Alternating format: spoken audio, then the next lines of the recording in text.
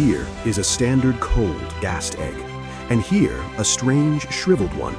Today, I'm going to hatch both of them right here in my own house to find out which one would make the better pet and to protect them from whatever is hunting them from another dimension. I thought this would be cute. 2 floating marshmallow cubes. I was wrong. My house turned into a combat zone. My life became a survival simulator. I messed up badly. Day 1. For the first egg, I prepared a massive glass aquarium. For decoration, I spread soul sand across the bottom. That was my fatal mistake. The pale egg cracks open. A tiny ghast emerges, but immediately it begins inhaling the grieving souls trapped in the sand like a vacuum cleaner. Right before my eyes, it swells in size. Souls always rise upward, so it starts to levitate. Its skin turns gray-white, scarred and weathered. It has only 9 tentacles, as if it survived some ancient war in the nether. This is a classic angry ghast. It radiates scorching heat, overloaded with sujoi grief. It opens its mouth and launches a fireball straight into my curtain. Then it begins to wail, a piercing, agonizing cry. Its tears are boiling acid. One drop hits the floor. My laminate hisses and melts into a smoking hole. But then, another tear rolls down. Different. This one glows blue, pulsing with pure soul energy. I grab a thick oven mitt, carefully pick it up, and lock it inside a reinforced iron box. I don't know it yet, but that tear will create a portal at the end of all this. I urgently transfer the ghast into a fireproof terrarium. For lunch, he eats nothing but burning coals. I name him Ash. Day 2. The second egg bursts open, and out tumbles a withered ghast. It looks like a dehydrated sponge, wrinkled, fragile, half-collapsed. I know their biology. Long ago, they evolved from oceanic creatures, something like ancient squids. I drop him in a basin of clean water. He instantly absorbs it and begins to heat up. To prevent him from turning hostile, I fling open the freezer and aggressively feed him snowballs. The snow melts inside him, the water evaporates, and he inflates with gentle steam. And then, a happy ghast appears. Round, bouncy, pink-cheeked, 10 tentacles, tiny gill-like vents on his sides, and chaos begins immediately. He doesn't cry, he purrs like a chainsaw engine. He devours an entire pack of marshmallows and then sneezes. Instead of mucus, miniature fireworks. Boom! The chandelier starts smoking. I name him Ray. Week 3. They're the size of very overweight dogs now, and they've learned how to open the gate to the yard. I'm editing footage when I suddenly hear a chorus of furious cat screams outside. I run out in slippers. Ash and Ray are touring the neighborhood. A local gang of alley cats sits along the fence, backs arched. Ash floats towards them, sighs sadly, and lets a tear fall onto a metal can. The can melts into a glowing puddle. The cats flatten their ears in horror. Ray decides it's playtime. He flips in the air and fires a firework right above their heads. The cats break the sound barrier. One of them literally runs straight up a vertical garage wall. It would have been funny if they hadn't crashed through the neighbor's coal shed on the way back, and then into a massive mud puddle. Now I don't have a white ghast and a pink ghast. I have 2 completely black, dripping cubes. Operation Bath Day begins. I grab the garden hose and spray Ash. The second cold water touches him, he starts hissing and screaming like a red-hot skillet. A wall of scalding steam erupts around us. Ray, meanwhile, thinks it's a foam party. I soap him up, he spins wildly, flinging bubbles everywhere, and in pure joy sneezes fireworks directly into the foam mountain. Blinding flash. I'm swallowed by a sticky rainbow cloud of soap and soot. My life has officially become a comedy. Month 1. They're the size of compact cars now. Ash lives in a reinforced hangar. Ray stays under a massive mesh dome. At 3 a.m., I wake up to snorting. A piglin in golden armor is standing in my living room. He didn't come for gold, he came for ash. Ray tries to protect me, but he's filled only with light steam. The piglin bats inside like a balloon, slams him to the wall, and retreats when sirens echo in the distance. I understand something. We need to prepare for war.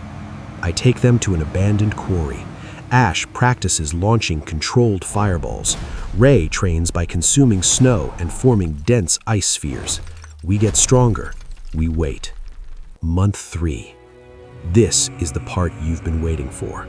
Dead of night. A deafening crash. The fence explodes inward. The piglin chief storms in with an enormous sword. 3 more behind him. Boom! A fireball detonates in the yard. Ash bursts from the hangar, eyes glowing crimson. The battle begins. Fireballs rain down. Ice spheres explode. The fence and shed shatter into splinters. But the piglin chief is too strong. He breaks through Ash's defense and strikes him with the blade. My melancholic friend crashes to the ground, breathing heavily. The piglin raises his sword for the final blow. Ray tries to help, but he's pinned down by a shield. I realize ordinary strength won't save them. And then I remembered the tear. I grab the iron box, sprint to Ash, and throw the glowing blue tear straight into his mouth. His eyes ignite with neon light. The energy of thousands of souls merges with his fire.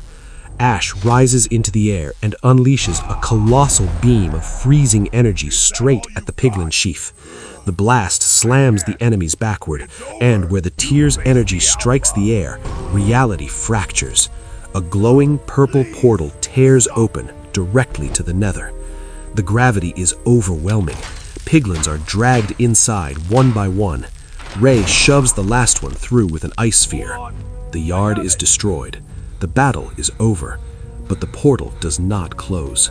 It hums, radiating dry, scorching heat. Ash slowly lowers himself to the ground. He smells sulfur drifting from the portal. He opens his eyes, takes a deep breath. His body instantly fills with strength. The souls inside him quiet. He feels it. Home. With immense power, he glides into the portal. Ray follows. Just before crossing, he turns back to me with his wide signature smile and launches the brightest, most beautiful firework into the crimson nether sky. Then, they're gone. I stand alone before the humming portal. I started this experiment to find the better pet. Instead, I learned something else. Earth's gravity is too heavy. The air is too cold. This world was slowly killing them. Some creatures simply aren't meant to live in your world. But now, they're home. What would it really take to raise a Minecraft creeper in the real world? No mods, no spawn eggs, just explosives, growth, and consequences. Today, we're simulating the impossible. From a tiny glowing spore to a full-size charged creeper, it all began in a deep, forgotten cave. Radiation was off the charts. That was a bad sign. A strange green light pulsed in the dark, casting eerie, flickering shadows. It wasn't an egg. It was a living spore. I shouldn't have touched it, even with gloves on. It reacted instantly, far faster than I could have anticipated. The spore didn't want to leave the cave, resisting every attempt to move it. I sealed it in a lead box, locking it away as securely as I could. The locks clicked shut, and there was no way to turn back now. I brought the discovery home. My lab wasn't ready for this, not for anything like it. It darkened and pulsed faster. I decided to test a theory, pushing the limits of what I thought was possible. The powder became its first meal, absorbed eagerly and without hesitation. It absorbed it like a sponge, drawing in every particle with uncanny speed. Temperature rose by the second. 205, 210. Days dragged on, and I waited, watching every subtle change with tense anticipation. The shell finally cracked, revealing what had been hidden inside for so long. And I saw him standing there as if he had been waiting for me all along. He looked almost harmless, even a little cute at first glance. Small, clumsy, fragile-looking, yet strangely determined. His skin was made of living moss, soft yet strangely resilient to the touch. Until he finally hissed, breaking the tense silence. I named him Baby Creeper. He began exploring the world, curious and cautious with every step he took, and almost set himself on fire. Oops. I'm sorry. I realized he wasn't a pet, he was a bomb. Oh my God, the napkin's on fire! Quick, the towel! I started designing a reinforced tank. Only the strongest materials would do. Thick, reinforced glass. I built it like a safe, secure, and unyielding against any possible threat. The floor was obsidian, dark and unbreakable under every step. Inside, some TNT for coziness, adding a dangerous touch to the space. And plants for camouflage, blending the space seamlessly with its surroundings. Please don't touch I me. moved the creeper inside, making sure he was settled safely. It's okay, little guy. Now he was safe, secure within the reinforced enclosure. Or so I thought, unaware of what was about to happen. He blended perfectly with the grass. Time to feed him. Only from a safe distance. And swallowed it without hesitation. His body glowed with energy. I decided to run another so test. Spicy. That was a mistake. The whole room turned black. What was that? I needed stronger protection. He became faster, stronger. Electricity built around him. He grew faster than expected. I think you grew a little. Old moss fell away, revealing fresh new growth beneath. At night, he glowed like a reactor. I could no longer sleep peacefully. The neighbor's cat wandered in. The creeper froze. Freezes instantly. The cat came too close, unaware of the danger it was approaching. Fear triggered a reaction. His pulse quickened. He began swelling. The glass couldn't hold. Everything blew outward. The creeper evolved, growing stronger and more formidable before my eyes. Now nearly 2 meters tall, towering over everything around him. I froze, gripping the pillow. He was there. I tried to calm him, moving carefully. And it worked, slowly easing the tension in the room. But the room was ruined. I knew he didn't belong at home. There was one special button, and one day he pressed it. A portal opened in the wall, revealing a world beyond. He didn't hesitate. It was a foreign world, unlike anything I had ever seen before. And he was not alone. Shadows were already moving in the distance. The creeper attacked first, striking without hesitation. New threats appeared. He learned in battle. Enemies came from all sides. The last wave approached. And he stood tall, unshaken after the battle. It was time to go back. But he had changed. I started building a bunker. Concrete, stone, steel, layer upon layer of protection. All right, slowly now. No weak points, Let's set it in. no room for failure. His new fortress was ready. Minimal comfort, maximum protection. We began training his detonation control. He needed to understand commands. That's when he noticed the truck. He stood silently, listening to the road. Steel walls, no escape, nowhere left to run. The truck moved forward, cutting through traffic. Something waited inside. Doors wide open, shadows spilling across the cargo. It leaned forward into the light. The golem was stronger. Tension hung in the air, thick as dust and impossible to ignore. Energy radiated from its body. Lightning struck it directly. He absorbed the energy. I pulled him from the crater. We drove home in silence. He learned to blow up popcorn, and he seemed to like it. What would it really take to raise an ender dragon in the real world? No mods, no commands, just eggs, magic, and consequences.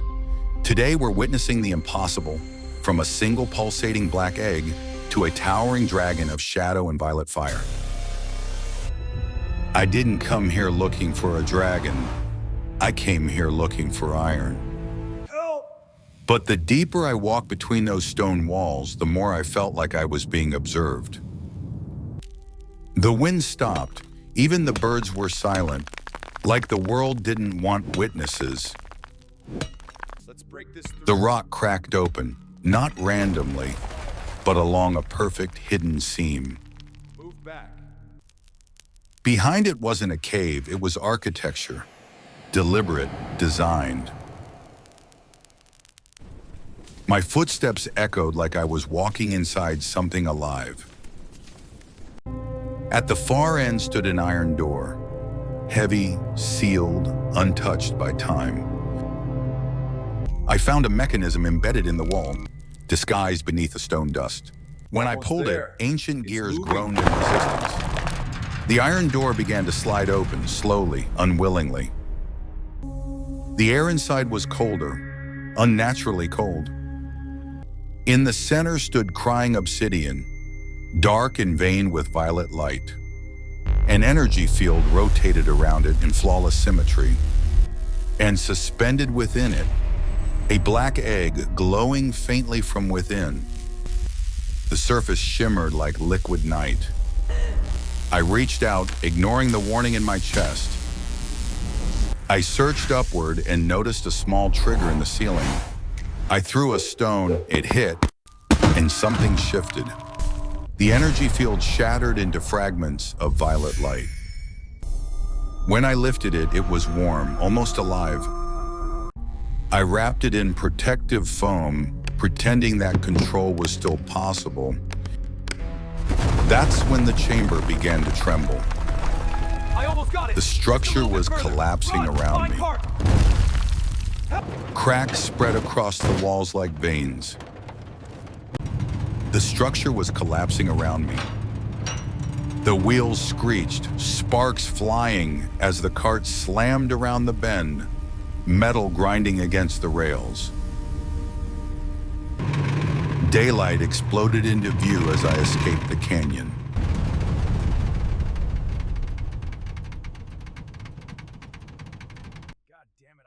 I carefully lift the heavy black case onto the front passenger seat, feeling its weight in my hands. The seatbelt clicks firmly into place, securing the case tightly and safely. Almost there. The scenery shifts from dense Just in forest time. to suburban streets. Trees and houses blur past the window. Remember the plan. I drive into the driveway. The car comes to a smooth stop, sunlight gleaming off the house. I set the black case carefully onto the oak coffee table, its weight thudding softly against the wood. I undo the latches and open the case. The egg inside pulses with bright purple veins like it has a heartbeat.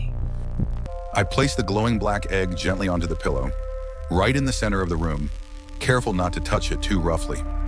The egg hovers slowly above the yellow pillow, defying gravity.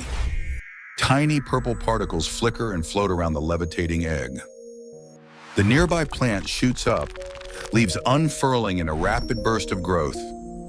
I set up the camera on the tripod, red recording light blinking steadily.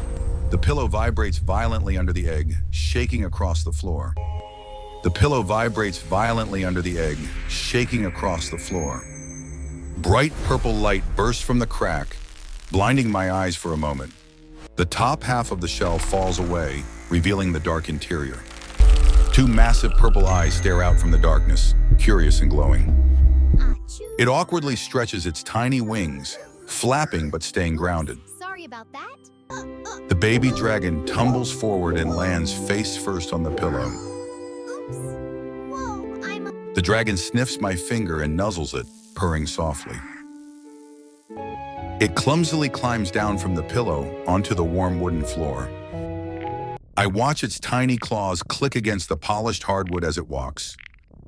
The baby dragon opens its mouth and squeaks, hungry and demanding. I open the fridge and grab everything I can reach. I pick up my tablet, ready to record observations. A chocolate chip cookie lands in front of the dragon. It snaps the cookie up in one quick gulp. Purple eyes widen, full of sugar-fueled excitement. It zooms around the room, leaving a glowing purple trail behind. I jot down, cookie equals super speed on the tablet. Boost. I roll a bright red apple toward the dragon's tiny feet. It crunches the apple loudly, bits flying everywhere. The dragon slowly turns completely transparent, fading away. I spot it hiding atop the chandelier, one tiny purple eye blinking. I slice a juicy watermelon, juice spilling over the board. The dragon munches happily, pink juice smearing its face. It hiccups suddenly, chest puffing out in surprise. Every hiccup flips gravity. Pillows and magazines fly to the ceiling. I place a single green jalapeno on a plate for the dragon. Try this. It swallows, then freezes completely, regret on its face. Oh no! The dragon puffs its cheeks, glowing orange inside its throat. Sneeze! A purple fireball blasts out, burning the newspaper. I give a glowing golden carrot, rare and magical. It instantly teleports onto my shoulder after taking a bite. The dragon curls up and falls asleep on my lap. Morning, a dog-sized dragon stares at me from above. We step into a perfect sunny backyard. I throw a cookie through a hoop to test its speed. The dragon darts through all 3 hoops flawlessly. Time to spice things I up. set hay targets and hand it a Go get jalapeno. 'em, buddy. It hovers and blasts the targets with purple fireballs. I show a cardboard maze and offer the golden carrot. The dragon teleports straight to the maze exit, cheat mode. Time-lapse shows rapid growth from small to massive. It's now elephant-sized, accidentally smashing the TV with its tail. Realization, it needs its own home. Sketching plans for the dragon's massive new home. Pouring thick, heat-resistant concrete for the foundation. Stacking pristine quartz walls, sleek and modern. A little more. Installing Perfect. giant Right there. tinted Hold, panoramic hold. windows carefully. Set. Sliding open the dome roof so the dragon can take flight. All right, this thing is heavy. Dragging a huge Almost plush there. bed into the center of the enclosure. Here we go. Laying underfloor heating coils, ensuring it's warm. Hanging warm string lights across the ceiling. Come on, you big lug. Bringing the dragon inside to inspect its new Right over home. here, see? Come check this out. It curls up, exhales a satisfied puff of smoke. Mixing watermelon, jalapeno, and golden carrot in the blender. The blender glows and bubbles with neon chaos. Carrying the glowing smoothie to the dragon for a sip.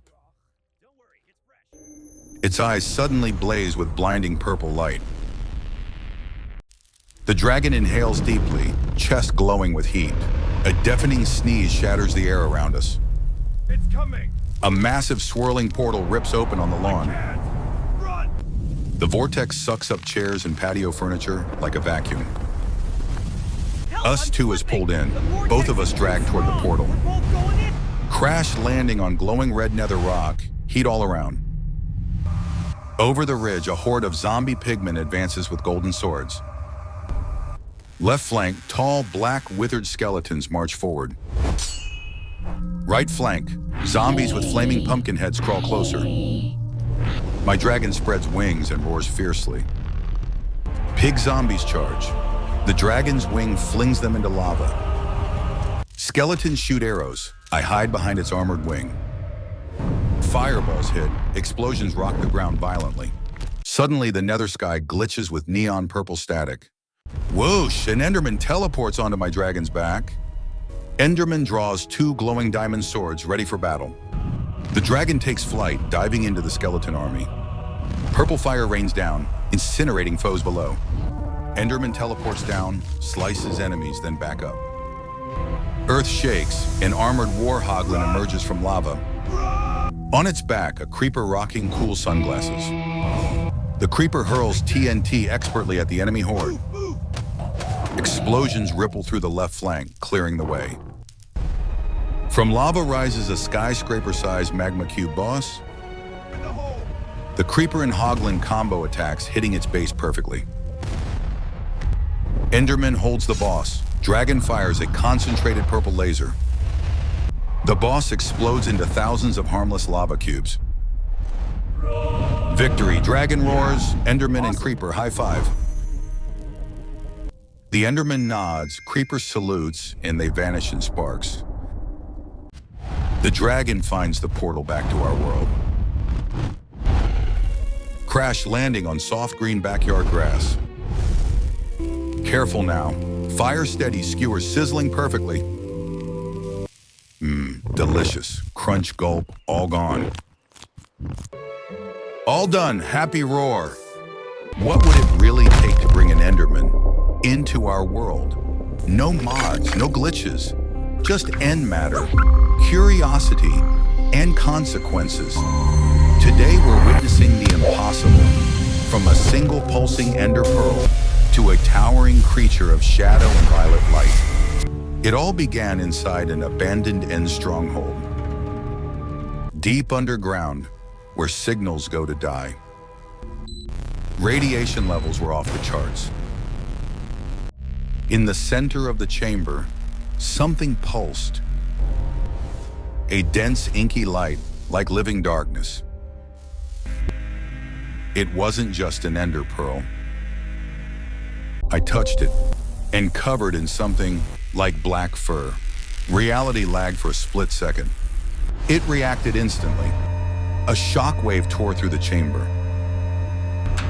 Eventually, I sealed it. Inside an obsidian glass cube. Teleportation field blocked. There was no going back. The magnetic locks engaged. There was no going back. I brought the anomaly home. The neighbors started complaining about interference. No signal. The clocks began running backward. It started growing.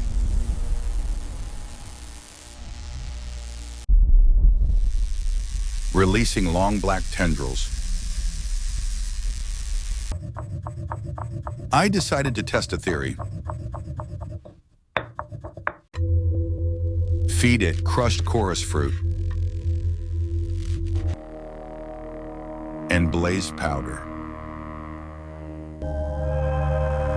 The first feeding began. It absorbed the dust straight through the glass. Physics no longer applied. Objects began to levitate. The temperature plummeted. The days dragged on. I stopped sleeping. I started hearing whispers in a language that doesn't exist. Then I heard it, a crack. The glass didn't shatter, it dissolved into purple digital dust. And then he appeared. Tall, thin, like a shadow stretched too far. The floor darkened beneath his feet. He was looking through me. His limbs were impossibly long. He moved in broken frames, like someone cut pieces out of reality, like velvet made of void. End particles drifted around him. It sounded like overloaded static. The windows exploded outward. I named him Andy, my personal wanderer. His first walk through the house.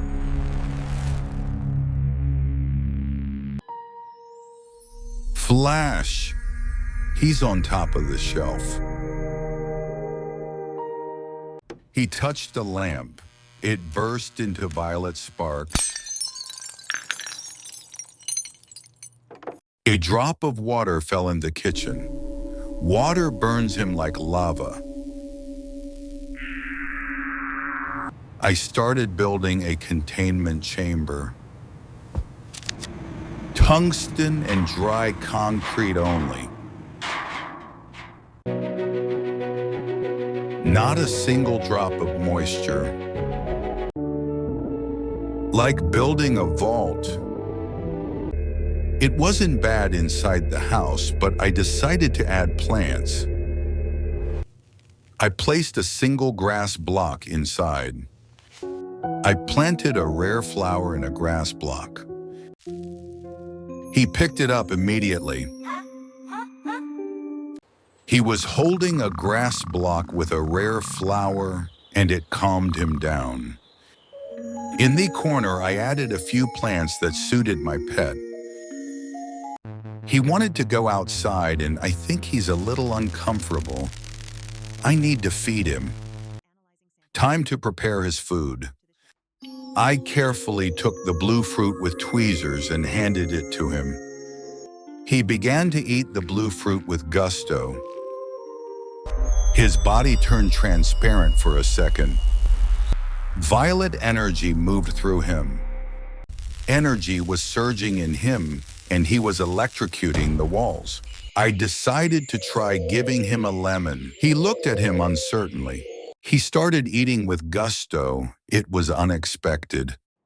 He suddenly started sneezing with magic portals. The language of the ancients speaks. The room became covered in ancient runes. Their knowledge flows through these symbols. Static lifted my hair from across the room. You've grown so much, Andy. He reached 3 meters tall. Amazing. The door opens slowly, and he steps. A violet portal ignites in silence. Without hesitation, he walks forward and vanishes into the void. Movement ahead, 2 infected, 1 iron giant, no retreat. Blink, and the first one falls. The creeper commits, a controlled detonation. The golem staggers, but stands. Ender strikes from above with crushing force. Silence returns, dust settles. They remain standing. Here we go. Back again. All right, dinner time. Up you go. Steam's on. Golden and crispy, just right. Ta-da! All yours, enjoy. Hey. What would it really take to raise an iron golem in the real world? No mods, no exploits, only strength and protection. Today we're going to try the impossible. From a few blocks of iron to a giant guardian that is almost impossible to stop. It all started on a pretty ordinary evening. I came home from work, sat down at the table, and noticed something strange. On the table were 3 pieces of iron blocks and a tangerine. I decided to just peel the tangerine. I placed 3 iron cubes and put the tangerine on top. A bright light blinded the room, and on the table stood a tiny golem. I was completely shocked. He was about the size of a thermos. Look at the amazing art. Very small. Wow, that's Happy Child. But when I tried to put him on the scale, he weighed 5 kilograms, pure iron. That's why he was so heavy. I decided to try feeding him. First, I gave him a piece of chocolate. He sniffed it and turned away. Definitely not chocolate. Then I tried giving him a piece of silver. And that's when everything changed. He started eating it with huge enjoyment. After eating, I decided to give him some toys. He started exploring the room. And then he found a magnet. The magnet instantly stuck to his body. The golem tried to remove it, but nothing worked. Then he found a toy teddy bear, played with it for a bit, then switched to a toy car. Keep your distance, mutt. And then decided to play with the cat. He was happy. After this small game, he started pushing the glass table toward the window. Then, he climbed onto it. But the glass couldn't handle his weight. The table shattered. It seemed like he realized he did something wrong. And as an apology, he handed me a poppy flower. And with each day, the golem became bigger and bigger. He grew and grew. One day we went for a walk, and suddenly the neighbor's dog ran toward us. It started barking and tried to attack, but the golem simply picked it up and threw it into the bushes. After that, it never came near us again. Then, we returned home. Decided to calmly drink some tea. But during the night, something strange happened. The golem woke up and went to the kitchen. He opened the refrigerator, but the door just fell off. Oh my God. He had become too big. What happened?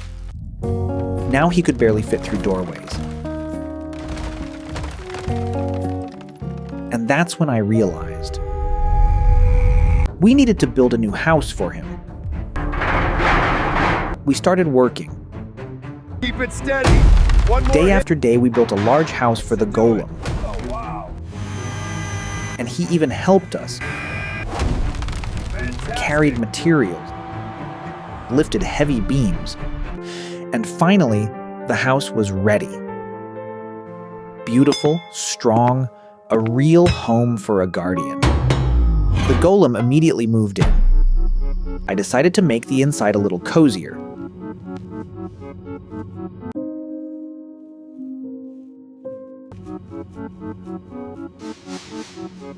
And gave him a poppy flower and a block of soil. He smelled the flowers and took care of them. Later, I gave him 2 snow blocks and a pumpkin. He looked at them carefully, and then Carefully now, don't want to drop it. assembled a friend, There you go, little. a snowman. Now they played together.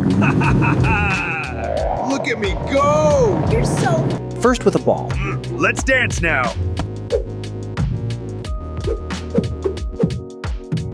All right, then with building blocks. Now the blue one. watch out, I'll help you. Thanks. Come on, little friend, let's play. Yahoo! One day the golem decided to go for a walk. Outside, he met the neighbor's children, Look, the golem is and they started playing waving. together. Look, the golem is smiling. The children even hugged The him, leaves swirl. and the golem gave them Look flowers. at that. It's so beautiful. Thank you. For you. Oh, thank you. But suddenly the weather changed sharply. The sky darkened. A storm began. I decided to move the car into the garage. And at that moment, lightning struck a tree. The tree fell directly onto the garage. It pierced the roof completely. But the golem immediately came to help. Help. He lifted the massive oak The other one. Slow. and moved it aside. We were saved. But that was only the beginning. Suddenly, in the backyard, a strange portal opened. Zombies began coming out of it, and the first one was already falling.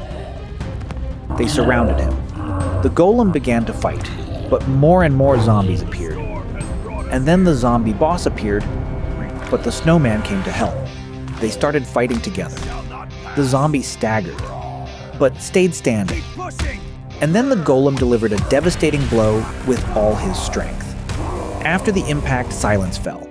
The enemies were defeated, but the golem had taken damage. Luckily, I was able to repair him. What would it really take to raise a Minecraft mushroom in the real world? No mods, no spawn eggs, just a strange spore egg, living mushrooms, and a creature that can grow an entire biome around it. From a tiny red calf covered in mushrooms to a massive walking forest of fungi, every step spreads life in unexpected ways. Because with a mushroom, nature doesn't just grow, it spreads everywhere. The needle shouldn't spin like that, unless something powerful is nearby. Right now, I'm drifting through a swamp that shouldn't even exist. The fog is thick, glowing, and it smells like something here is rotting. Suddenly, the boat bumps into something soft. The fog slowly parts, revealing what's left of an ancient place. A ruined mushroom island, long forgotten. And something toxic is slowly consuming it. The ground feels strange under my boots, like the soil itself is dying. But then I notice something strange. A glowing trail of red spores leading into a cave. Inside, the air gets hotter and more toxic.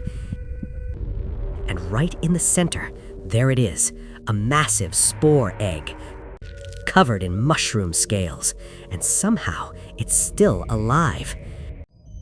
Then the acid pools start bubbling. That's when the cave spiders appear. Dozens of them, dripping venom. No time to think. I grab the egg. It's hot, and it's beating like a heart. I throw an ender pearl toward the boat and teleport out before the spiders reach me. I grab the oars and disappear back into the fog. Back home, things get a little weird. I spread wet soil across my kitchen floor and add bone meal to create a nutrient base. Then I place the spore egg in the center. At first, nothing happens. Then the egg starts expanding. Not cracking, just inflating. And suddenly, poof! A cloud of glowing spores fills the room. When the dust settles, I'm staring at the cutest thing imaginable. A tiny red mushroom calf. And it looks right at me and moos. The tiny calf takes its very first step, and the moment its hoof touches the tile, the floor transforms. purple mycelium spreads across my kitchen like magic. In seconds, my kitchen becomes a mushroom biome. Then the little calf curls up next to my foot and falls asleep. The next morning, someone is very hungry. Normal hay? Not interesting. He spits it out immediately. Clearly, this creature needs something stronger. Snip, snip. Oh, no. So I grab a block of redstone Absolutely not. Get it away from me. Blee. and a golden carrot. Let's see if this works. What in the mushroom fields was that? I think I know what to do. First, the golden carrot disappears in one bite. Wow. Then he licks the glowing redstone dust. Legendary golden carrot. Immediately, his eyes ignite with golden light, and then... boom! In a single second, the tiny calf becomes enormous. I jump back in pure shock and accidentally scratch my arm. The giant mushroom notices instantly. God, that She burns. breathes out a cloud of glowing spores, I can't. and the wound heals right before my eyes.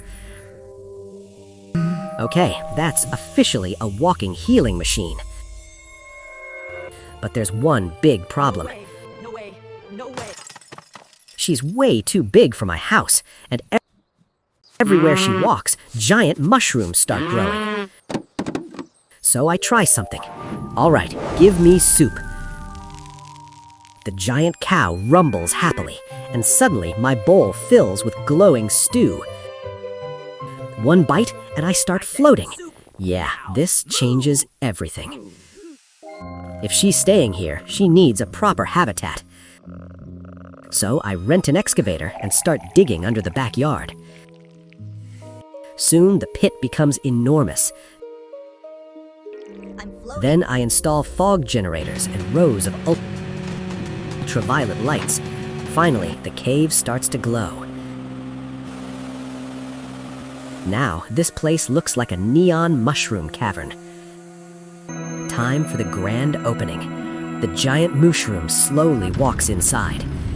She takes a deep breath of the cool mist. The mushrooms on her back glow brighter. Then she flops down in the center. Perfect home. That night, something feels wrong. From the forest, a thick green fog begins to roll in. Where it touches the grass, everything dies instantly. Inside the grotto, the mushroom lets out a deep warning roar. Then shapes begin to appear in the fog. Witches and giant cave spiders. A potion smashes into the glass dome, and the glass starts melting. The mushroom bursts out of the grotto to protect me. She shields me from a storm of poison potions. But the mushrooms on her back start losing their glow. Suddenly, a giant spider jumps straight at me. The mushroom slams it out of the air with a brutal headbutt. But then I step into a pool of acid. My vision turns green and I collapse. I can't breathe. That's when the ground explodes. Help me. A colossal spider queen rises from beneath the earth. Just when things look hopeless, the sky cracks open. A massive purple portal tears through the clouds. Out of it flies the ender dragon and the wither. Then something even heavier lands behind them. The warden, the sniffer, and a tiny pink axolot. The wither unleashes a storm of blue skulls. The dragon burns through the witches. The sniffer summons massive roots from the ground. They wrap around the giant spider queen. Then the warden charges up and releases a devastating sonic boom. The shockwave shatters the frozen battlefield. The mushrooms ignite again, brighter than ever. The red shockwave expands. The mushroom rises on her hind legs and unleashes a massive explosion of healing spores. The the red wave spreads across the entire battlefield. The poison disappears instantly, and giant mushrooms rise from the ground. The toxic army simply dissolves in the light. Our allies nod and return through the portal. What would it really take to raise a Minecraft sniffer in the real world? No mods, no spawn eggs, just an ancient egg, buried secrets, and a nose that never stops searching. From a tiny curious hatchling to a colossal prehistoric giant, every step uncovers something forgotten. Because with a sniffer, the past doesn't stay buried. The gravel shifts, and something ancient starts to appear. A fragment of an old clay pot rises from the dirt. Carved into it, a strange creature with an enormous snout. I look up and finally see where we are. Beneath the earth lies a buried city. The trail ruins, remains of a civilization that vanished long before our time. But in the shadows, something else catches my eye. A strange mound of moss, too perfect to be natural, and beneath it, a massive ancient egg. Suddenly, the ground begins to shake. I grab the egg with everything I've got, throw it into the minecart, and jump in after it. We race through the tunnel towards daylight, just seconds before the cave collapses behind us. Back home, the real experiment begins. The entire floor is covered with thick, fresh moss. The egg sits quietly in the center of the room. Then, it starts to vibrate. A glowing crack spreads across the shell. And suddenly, it explodes open. And finally, see the baby. Its body covered in thick, warm fur, and a living layer of moss growing across its back. Then I notice something impossible. It has 6 enormous legs. The floor creaks under its massive weight. Its giant head slowly lowers toward me. Instead of teeth, a massive yellow beak. It inhales deeply, and the gust of air knocks me flat. Satisfied, the giant creature curls up on the moss. Morning arrives, and the house feels much smaller. Heavy footsteps echo through the living room. Every step shakes the walls. The creature looks around, clearly hungry. It presses its beak against the floor, sniffing intensely, then suddenly strikes. Wood splinters explode everywhere. It's glowing. Incredible. A torch flower seed, thought extinct for millions of years. The creature tosses the seed into its mouth, then swallows it whole. Suddenly, its body begins to glow. Within seconds, it becomes enormous. The roof bursts open above us. We step outside into the backyard. But even the yard feels tiny now. One step, and the neighbor's fence collapses. I throw a heavy log across the grass. Fetch. The giant creature turns with excited energy. But halfway there, it suddenly stops. Moments later, it returns, but not with the log. Instead, an entire oak tree.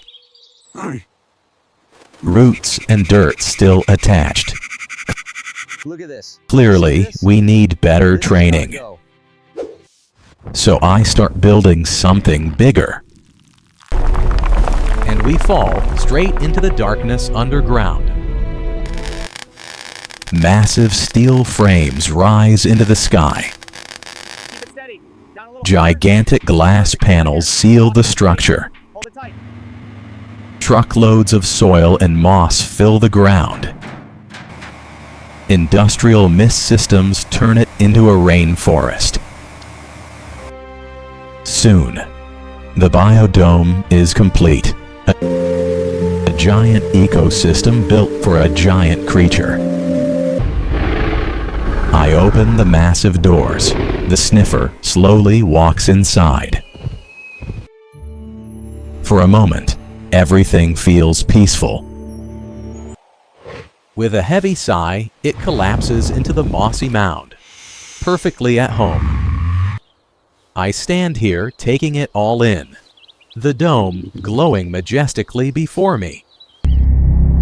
Then the sky suddenly turns red. The air becomes unbearably hot. Inside the dome, the sniffer panics.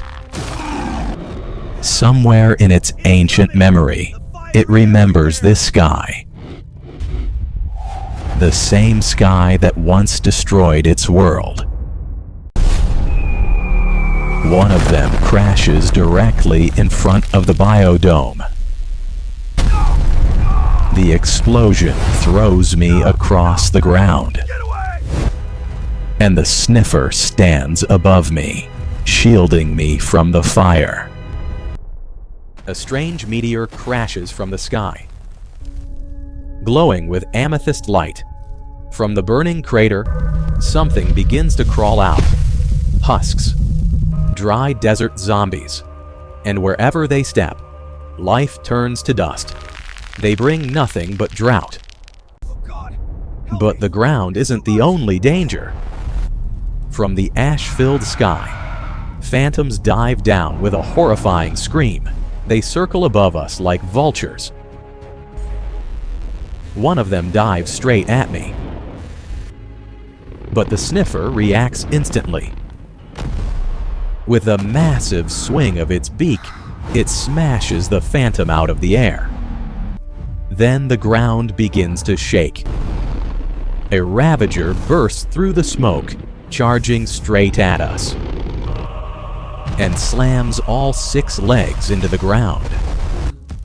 The shockwave throws the ravager off balance, and the sniffer lands a brutal strike with its beak. 2 ancient titans collide in a battle of pure force. But there are too many enemies.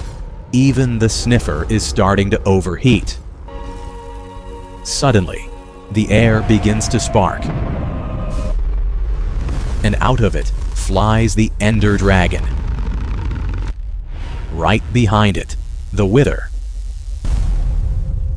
And standing on the dragon's back, the Warden. The whole team has arrived and opens fire with freezing blue skulls and unleashes a devastating sonic boom. The sniffer inhales deeply, then drives its beak deep into the dead earth. Ancient green magic erupts through the ground. Our allies nod in farewell. The portal closes with a quiet hiss. The smoke finally fades away, and the stars return to the sky. My old backyard is completely transformed. Now it's a glowing prehistoric forest. Exhausted, the sniffer slowly lies down, curling into a massive, fluffy ball. I pull 2 apples from my backpack. He catches the apple mid-air. Crunch.